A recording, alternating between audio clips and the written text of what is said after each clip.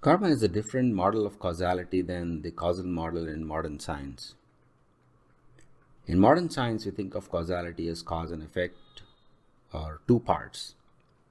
In the theory of karma, causality is three-way. It involves causes and effects, and also consequences. The consequences is the third element of causality. These consequences are different from the effects. We can understand this idea through an example. Suppose that a person with a gun pulls the trigger and the bullet hits someone who is hurt by the bullet. In this situation, the pulling of the trigger is the cause and the person getting hurt is the effect.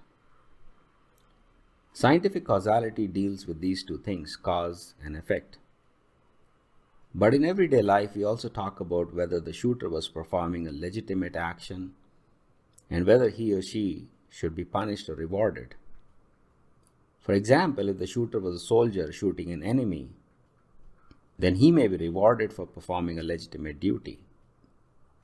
But if the shooter is a criminal, then he may be punished. So pulling the trigger is the cause, the death of the person who is shot is the effect, and the reward or punishment is the consequence. The reward or punishment coming from the shooting involves another cause and effect. For example, if the soldier is given a medal for his brave efforts, then the cause of the medal is the government of the country which recognizes and endorses the soldier's valiant actions. And the effect of the government action is that the soldier may receive a medal, a commendation, or other types of rewards.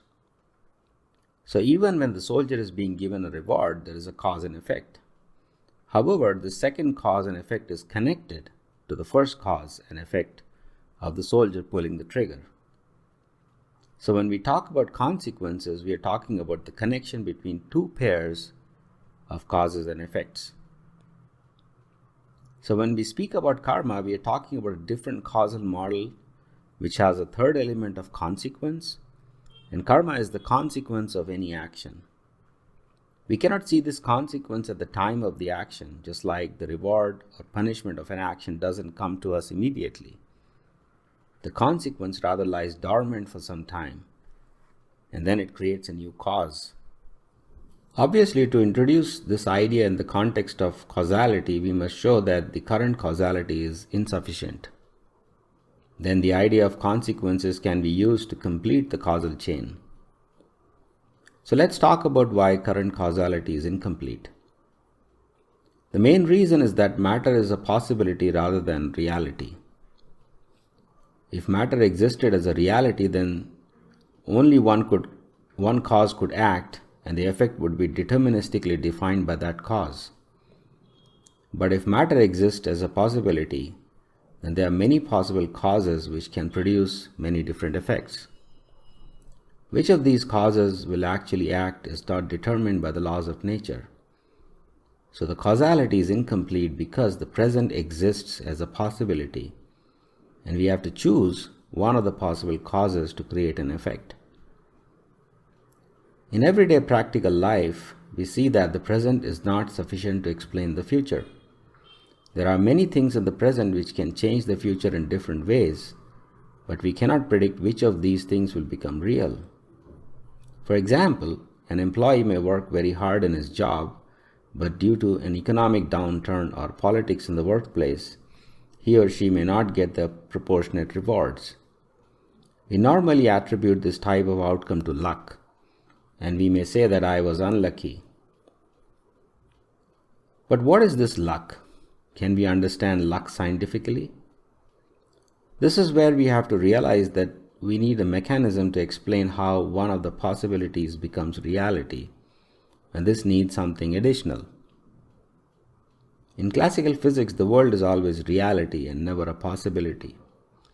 But in atomic theory, the world is always a possibility, which is converted into a reality, which means that one of many possibilities can be converted into reality. I might prepare well for an exam, but I might fall sick before the exam, or may be hit by a truck while going to write the exam. And there are so many possibilities which can become reality and change the outcome. But only a very small number of these possibilities actually become real. When the present is a possibility rather than reality, then luck becomes important. And to explain this luck, we need to invoke the past and say that some possibility from the present becomes a reality due to the consequence of something that I have done in the past. If we do not invoke the past, then we cannot explain luck. Our explanation will simply say that some people are lucky while others are unlucky.